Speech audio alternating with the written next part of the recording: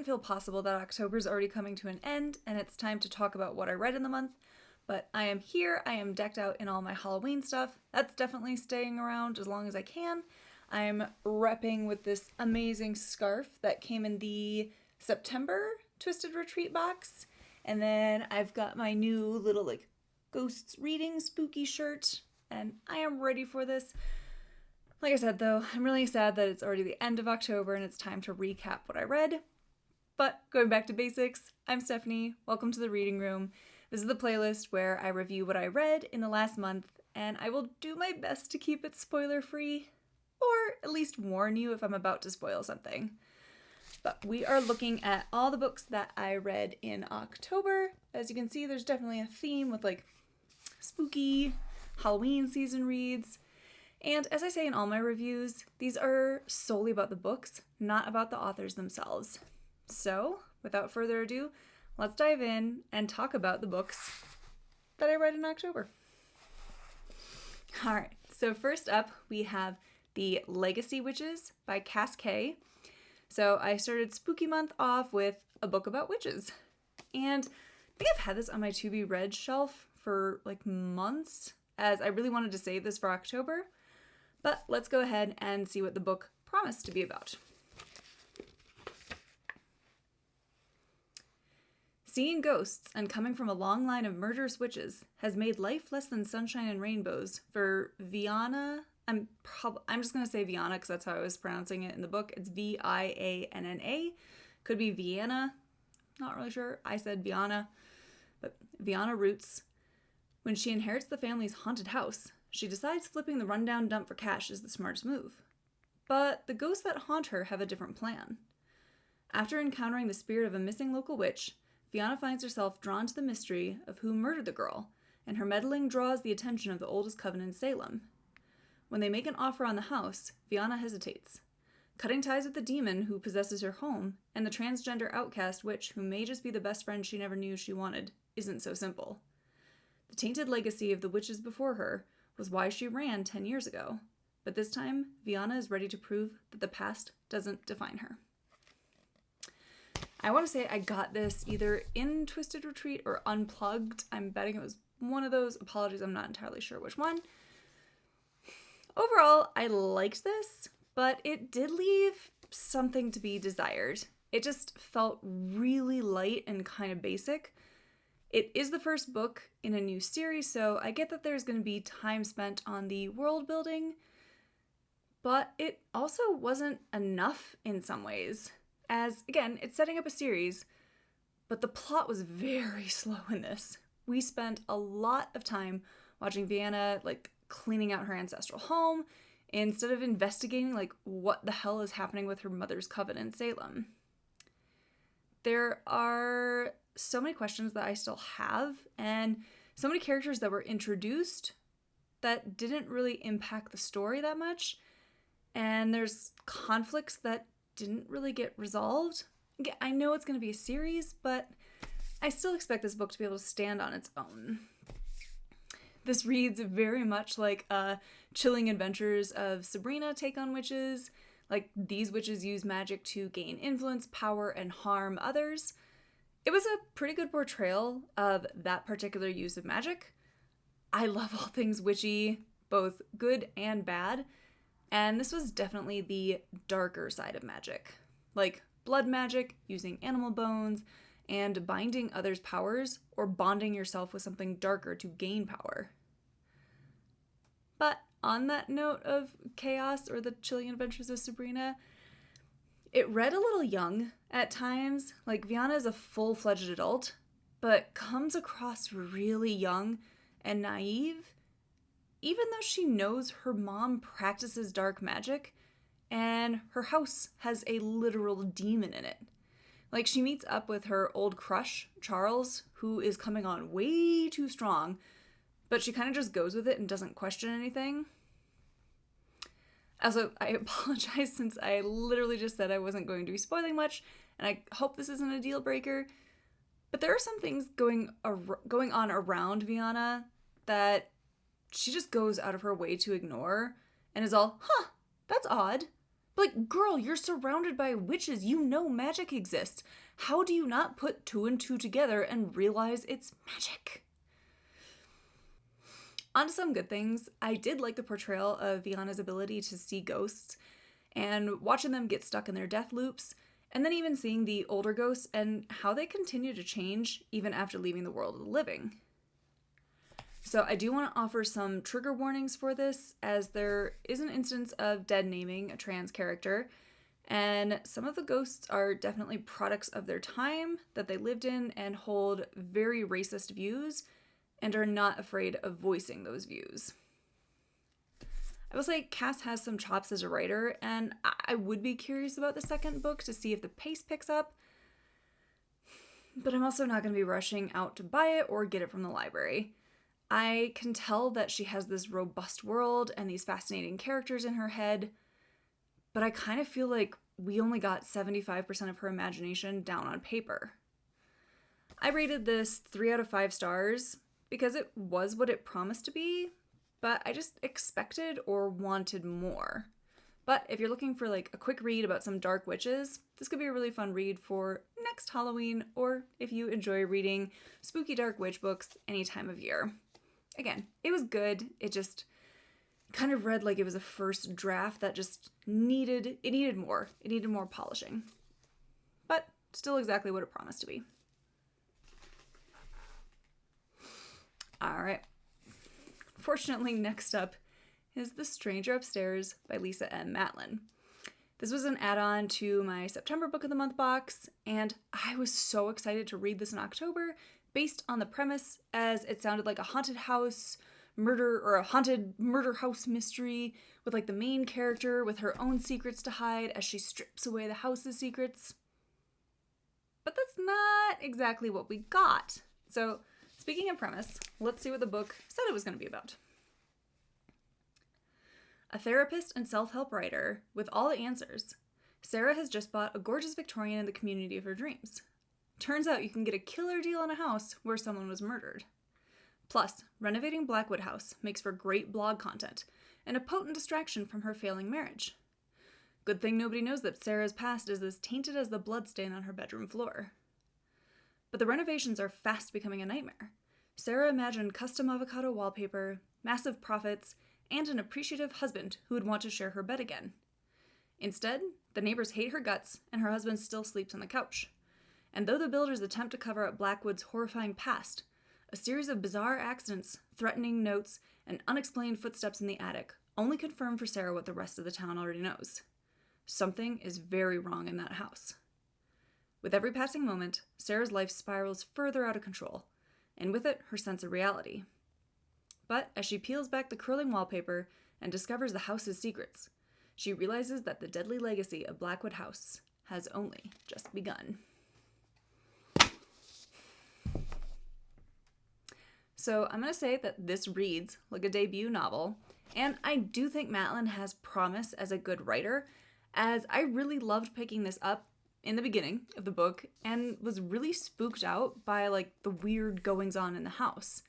It had a semi-gothic atmosphere, and I just really liked how creepy it was. But then it falls really freaking flat. It also has a trope that I hate. Our unreliable protagonist that loves mixing booze and meds, all while saying she knows she shouldn't do it, but here she goes. It makes it hard for me to root for those kind of characters. Like, they're very aware what they're doing is not the right thing, but they just don't care. But then we're still supposed to, like, feel stuff for them. Like, I kind of don't, though. So, not only is she unreliable, she is wildly inconsistent, and it drove me up the wall. I have no idea what her motivation is, because she has 9 of them and switches who she is at the drop of a hat, and I don't know what Sarah really wants. I don't know her, and I don't care to know her. She's awful. Can I get behind an unreliable narrator? I sure can, but I can't get behind Sarah because Sarah is the pits. On a good note, this is a quick read. It is only 268 pages. But I think it needed some further editing before being printed. Even the ending feels really rushed and doesn't tie up everything that happened in the book. The ending tries to have two different explanations for what's going on, and they're at odds with each other, and they don't work together. Mostly I'll say I'm disappointed in this, as it had so much potential, but it was too chaotic. It didn't know what it wanted to be. It wanted to be horror. It wanted to be a psychological thriller, a murder mystery. But it also refuses to commit to being any of these things. I will give Matlin's work, or her future work, a try, as I can see what she's going for. But again, this is a disappointment, especially after such a promising start. I'm rating this 2 stars. I'd even add half a star, as it is a debut. I wanted to love this and was all in about reading about a haunted house, but this went way off the rails, and that ending was just... There's a reason that I did a wine club episode on this, which I will link below. So if you really want the full spoiler review, be sure to check that out, because I've got a lot to say about this that I can't really do without giving away spoilers. All right, next up is The London Seance Society by Sarah Penner. And I have had this also on my shelf for many, many months, as I was waiting for spooky season to read a book about a seance society. But I feel like this is missing the seances part. But let's see what the book promised first. 1873. At an abandoned chateau on the outskirts of Paris, a dark seance is about to take place.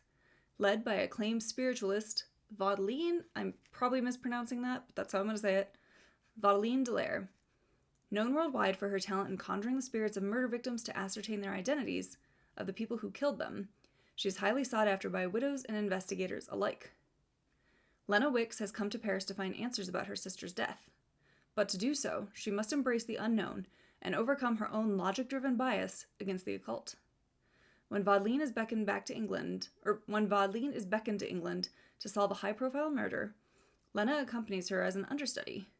But as the women team up with the powerful men of London's exclusive seance society to solve the mystery, they begin to suspect that they are not merely out to solve a crime, but perhaps entangled in one themselves.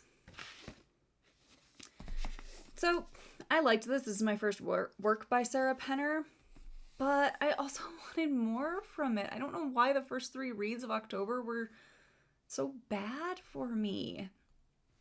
It fit the bill for a historical fiction novel, and I appreciate that Penner went pretty deep with her research into Victorian culture and customs, especially around mourning and the obsession with the supernatural at that time. I also do appreciate one of the twists and didn't see it coming, but it did feel a bit convoluted.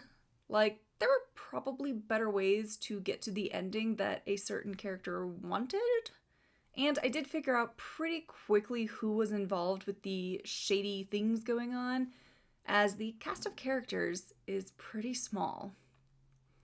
I also appreciated the LGBTQIA+ rep and how the character came to accept it in a society that tells them that it's wrong, and basically learn how to overcome their fears when it comes to love, both romantic and familial. So, some things that didn't work for me in this included the split point of view. Why is Lena's point of view in third person and Mr. Morley's, one of the main characters, in first? Why? Like, either do it in third for both or first for both. Plus, Mr. Morley's chapters were mostly used for exposition dumping and reminiscing about the past. I almost would have preferred alternating chapters from Lena and her sister Evie, as then we could kind of see the setup with Evie as Lena was unraveling Evie's secrets in the present. Or give me Vaudeline's point of view. I also have to say, I didn't really like Lena, our main character, because at times her actions were at odds with the personality we're told she has. We're told she's a scientific-minded person and needs logic and needs things to be reasonable, but then she makes the dumbest choices possible that go against all logic. Like, she's super impulsive and doesn't think about how to play the game and get the answers that she wants. She's supposed to be smart, but when told, like, she might ruin her chance of getting information about her sister's death, She doesn't care. For she must have the answers now, even though she doesn't know what she's looking for, and it's a giant risk. She jumps with both feet into her own conclusions without thinking things through. She just goes from 0 to 100 at the drop of a hat, but is said to be analytical, and so one would assume that like she's methodical and likes to mull things over. Don't tell me that she's this super smart, logical woman who just continues, again, to make the most rash and impulsive decisions. I also really didn't like that she's often rude to Matlin about her work and looks down on her, even though Lena's the one who sought Matlin out. Like, the first temper tantrum that Lena had really irked me, and she is just so mean to Matlin. Like, Lena, sweetie, you're the one who wants her help in solving Evie's murder. Why are you here, and why are you being such a little snit when Matlin is helping you? I also have to say this book really suffers from the muddy middle. Like, it's very slow and repetitive. Like, we'll go through a scene, and then the next chapter is character A telling us what they thought of the scene and what they might be hiding, and then we'll hear from character B about it and what they might be hiding, and we repeat. So we repeat what we already know so much. There's just so much repetition. So with the repetition, it just really impacted the plot and the pacing and made the book feel a lot longer and slower than it is. Plus, each chapter starts with a timestamp, but the story takes place over just a few weeks, with the crux of the action happening in a few days. Like, I understand we're in the 1800s in the story, but it felt dull and like it was plodding on. And again, the timestamps don't really do much because we're not alternating timelines. It's all chronological. Like, these aren't diary entries. I don't know. It was a weird stylistic choice. It's not the end of the world, but obviously something I didn't like. We'll say I read some reviews that people didn't like the romance element in this.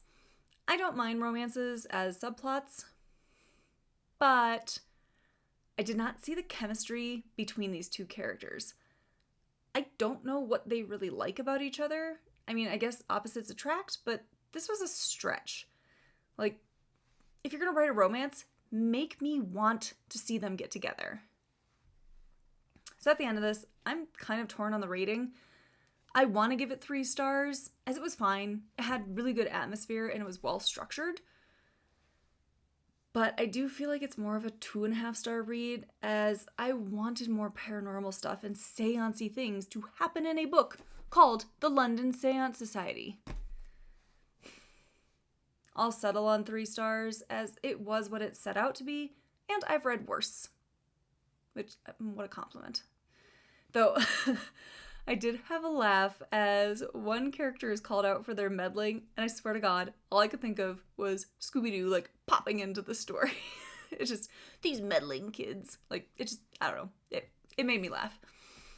I have read really great things about Penner's The Lost Apothecary, and maybe I'll give that a try to see if I like that one better. Again, this was fine, but I wanted more supernatural elements in this, since it does lean so heavily into that at the end. I wanted more of that sprinkled throughout, instead of, again, just the repetition of, here was a scene, here's what this character thinks, here's what this character thinks of it, now we're on to the next scene, here's what that character thought, here's what that character thought. Like, spend more time on the seances. Alright, next up was How to Sell a Haunted House by Grady Hendrix, which I think I bought from Barnes & Noble, as I had seen it all over Bookstagram, and I had to check it out, as, again, that title and that cover is so pretty. Like, it screams Halloween. But let's see what the book promised. When Louise finds out that her parents have died, she dreads going home. She doesn't want to leave her daughter with her ex and fly to Charleston. She doesn't want to deal with her family home, stuffed to the rafters with the remnants of her father's academic career and her mother's lifelong obsession with puppets and dolls. She doesn't want to learn how to live without the 2 people who knew and loved her best in the world. Most of all, she doesn't want to deal with her brother, Mark, who never left their hometown, gets fired from one job after another, and resents her success. Unfortunately, she'll need his help to get the house ready for sale, because it'll take more than some new paint on the walls and clearing out a lifetime of memories to get this place on the market. But some houses don't want to be sold, and Louise and Mark's home has other plans for the both of them. Like his novels, The Southern Book Club's Guide to Slaying Vampires, and the Final Girl Support Group, How to Sell a Haunted House is classic Hendrix, equal parts heartfelt and terrifying. It's a gripping new read from the horror master. So all in, I did really enjoy this. I was pretty glad that it was finally like a legit haunted house with creepy ass dolls that were moving on their own and terrorizing our main characters. Like, this is what I signed up for Halloween, not all this other crap that I read. The hauntings were creepy, the atmosphere was spot on for an October read, and I was actually scared for Louise, and don't blame her for not wanting to go into this house. There is nothing scarier than a clown, but now I'm not going to look at puppets the same way again. I mean, like, I have a legit fear of clowns. I watched Poltergeist way too young, and that scene at the end where the clown comes to life and drags the little boy under the bed, like, nope. I don't want any of that. Plus, it was made even worse that night when I went to bed, I couldn't stop giving what was actually probably a pretty cute little clown doll that my grandparents had given me that played like It's a Small World when it would move its head when it was wound up from the back. But after that movie, I could never look at him the same way ever again, and I threw him right in my parents' closet, and then my sister was a little terrorist and would put him back in my room to scare me. So this book was legit creepy with all the dolls. I know what it's like when dolls seem to move on their own. I was also intrigued by the relationship between Louise and Mark, as they read like real siblings who had some problems between them. There were times that I was annoyed with both of them for their behavior, and at times they were both awful and immature, even though they both kind of seem to think that they're the ones who have grown up and I'm the adult now, and like, no, you're both still acting like children. So one thing I didn't like was that some of it was very slow. There is a lot of setup before we actually get to the actual hauntings. And then there were some scenes that I didn't care for, and I wanted to get back to the hauntings. I also felt like some of the action scenes went on a bit longer than they needed to, and were kind of just drawn out to ramp up tension, but for me, it made me lose interest. And honestly, sometimes I was quite confused about what was actually happening. Like, I liked these scenes, but they also dragged quite a bit, and sometimes it just felt like there's no way people can survive all these things that have happened to them. Like, are Mark and Louise, Harry and Marv from Home Alone? They can take a brick to the face, get electrocuted, fall down like Marv and his what a hole. Like, I know it's the point, but some of the descriptions of Louise's pain it was too much. And again, a little too drawn out. And there also seemed to be some scenes that were thrown in just to add lead time to the climax of the book, which I did not like because probably the last 150 pages I was kind of scanning and flipping through because it was too drawn out. It was too much. Like, there needed to be some pieces that were trimmed. Especially some of the scenes with Louise's daughter Poppy. Like, I get it. Enough already. Like, let's move on and finish this book. It kind of became simply over the top, and what had been scary at the beginning was starting to wear pretty thin. By the final showdown, I was no longer scared, but skimming this book to finish it. So, along with the action scenes sometimes being confusing, I also wish we had a clearer picture of what Pumpkin, one of the puppets, looked like. He's described, and like, I can see his face in my imagination, but I'm still really unclear on what the rest of him looks like. Like, he has legs, but then he has like a sleeve for a person's hand. Like, is it an empty flap at his back and then his legs are just like dangling there? I wanted more description, or like throw me a photograph or something in there, or a drawing that they find of him, just so I can have a better picture of him, because there were some scenes that I'm like, yeah, it's tense, but I was like, I can't picture this, so like I'm not as scared as I probably should be. And I do have to wonder if Hendrix took some inspiration from Stranger Things Season 3 for the final showdown, as I could picture what he was telling me because I've seen it played out before. So all in, I'm giving this 3.5 stars out of 5, as even though there were parts that were slow or hard to follow, it was exactly what it promised to be, a haunted house story. And it embraced the hauntings, instead of trying to make it like a metaphor for something or explain it away, looking at you, the stranger upstairs. Had maybe 75 pages been cut, this probably would have been a 4 or 5 star read. I still do have some lingering questions about the motivations of one of the characters, as it doesn't exactly match up with what we find out later. Like, it works to make the story scarier, but then it isn't exactly logical. Like, I might have to do a video where I do this, or where I review this more in depth, so I can talk about spoilers and give certain things away. As again, I still have some lingering questions about certain things. I also did buy Hendrix's The Final Girl support group, and I'm excited to give that a try, as I did enjoy his writing. Maybe that one will have been edited to be a bit more tighter in its pacing, but again, for October, this was definitely a creepy read, and it adds to my terror of all things doll and clown related. Not that I needed anything to add to that, but I appreciated that the ending tied everything up, and it worked with what we knew in the story. And again, it was a legit haunting, and I am here for it this month. Alright, next up we have The Haunting of Maddy Clare by Simone St. James. So this is my 4th Simone St. James book, having previously loved The Broken Girls and The Sundown Motel, and I really enjoyed this. Though I do wonder, and I could easily check, if this is one of her earlier works, as it's good, but it just has a different feel from her other titles, like The Broken Girls and The Book of Cold Cases. But let's go ahead and see what this book promised to be about. In 1920s England, a young woman of limited means and even less experience confronts the ghost of a mysterious serving maid. Sarah Piper's lonely, threadbare existence changes when her temporary agency sends her to assist a ghost hunter. Alistair Gellis? Gellis? I said jealous when I was reading it. Again, I'm terrible with names. Alistair Gellis, rich, handsome, scarred by World War I, and obsessed by ghosts, has been summoned to investigate the spirit of the 19-year-old maid, Maddy Clare, who is said to haunt the barn where she committed suicide. Maddy hated men in life, and she will not speak to them in death. But Sarah is unprepared to go alone into a haunted barn looking for the truth. She's even less prepared for the arrival of Alistair's associate, rough, unsettling Matthew Ryder, also a veteran of the trenches, whose scars go deeper than Sarah can reach. Soon, Sarah is caught up in a desperate struggle. For Maddy's ghost is no hoax. She's real, she's angry, and she has powers that defy all reason. Can Sarah and Matthew discover who Maddy was, where she came from, and what is driving her desire for vengeance, before she destroys them all?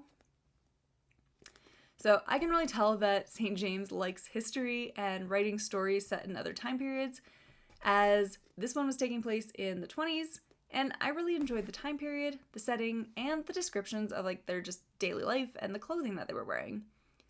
I do think being set back in this particular time period does slow the pace down somewhat, but overall I still thought it was really well paced and plotted. Though one of the plot points, or like setups for a reveal, are telegraphed from a mile away, and there really weren't many surprises in this. It played out exactly as I thought it would. Like, there were some instances of misdirection that weren't really explained, but it was fine. But I do have to say, I loved the descriptions of Maddy and her abilities when it came to haunting the barn and the people in the village. It was like How to Sell a Haunted House. It was a legit ghost story and a mystery figuring out why she was still haunting the place. When Maddy was active and using her ghostly abilities, it was downright creepy, and I would not want to go into that barn with her and experience her pranks. The atmosphere was spooky and eerie, and it was interesting to see how, like, Sarah came to the realization that, like, Maddy is real. She is still real. Maddy is simply now a ghost. There is a romance that I do think worked well, and I enjoyed seeing these characters get together. I mean, I guess technically there are 2 romances in this, and I think both work with what we're given. Doesn't detract too much from the story, and it just kind of helps round out those characters. I liked our cast of characters, especially as we learn more about them and see that things aren't black and white. The characters have flaws and their own things that happen in their past that still haunt them now. Again, if you've liked any of St. James's work in the past, I would highly recommend this, as, again, it does have a different feel, but it's still very much rooted in, like, the haunting, and it really did remind me of The Broken Girls, where, like, that ghost is real. Like, it's really happening. All in, I rated this 4 out of 5 stars. It's a slow, methodical ghost story, and a very easy read. I would definitely recommend this to someone who is looking for a ghostly read at any time of year. Nothing really screams Halloween about this. I just wanted to save it for this month, but it's definitely a fun Simone St. James read. All right, last up is Cackle by Rachel Harrison. So this has also been sitting on my to-be-read shelf for a long time, as I was planning on waiting for Halloween to read this, as it's a witchy book. But before I get into the review, let's see what the book promised. All her life, Annie has played it nice and safe. After being unceremoniously dumped by her longtime boyfriend, she seeks a fresh start. Annie accepts a new teaching position and moves from Manhattan to a small village upstate. She's stunned by how perfect and picturesque the town is. The people are all friendly and warm. Her new apartment is dreamy, too, aside from the oddly persistent spider infestation. Then Annie meets Sophie. Beautiful, charming, magnetic Sophie, who takes a special interest in Annie and wants to be her friend. More importantly, she wants Annie to stop apologizing and start living for herself. That's how she lives. Annie can't help but gravitate toward the self-possessed Sophie and begins to spend more and more time with her, despite the fact that the rest of the townsfolk seem a little afraid of her. And okay, there are some things. Sophie's appearance is uncanny and ageless. Her mansion in the middle of the woods feels a bit unearthly. And does she seem to wield a certain power? But she couldn't be. Could she? So, for starters, this book was slow. And I mean slow. There is not a lot of plot here, and it's mostly about the characters. And the characters aren't great. I was actually kind of reminded of Arrested Development while reading this, and thought of George Michael Cera's character, his girlfriend Anne, whom everyone forgets. And honestly, I could not remember our protagonist's name for the longest time, which funnily enough is Annie. But I think Harrison kind of heard me making that complaint and decided that every conversation between Sophie and Annie would drop each other's characters' names as much as possible. Because conversations basically read like, I can't do that, Sophie. Annie, why not? Because I'm not like you, Sophie. You could try, Annie. Will you be my friend, Annie? Yes, of course, Sophie. I'll be your friend. Nobody talk. That is one of my biggest complaints, not just about this book in general, but books that do that. Like, it's a conversation between two people. As long as you give me the right dialogue tags, I can tell who's talking. I will say, I liked Annie at the beginning, but for a story that's supposed to be about her empowerment and realizing that she really only needs validation from within herself, she gets progressively worse as the book goes on. I was excited to see her come into her own and actually mimic another Anne from pop culture, this time from Parks and Rec, where she realizes that she changes herself to fit her boyfriend's lives and loses her own identity in the process, and she loses her identity to the men that she dates. As our Annie in this does that too, but we don't really get that.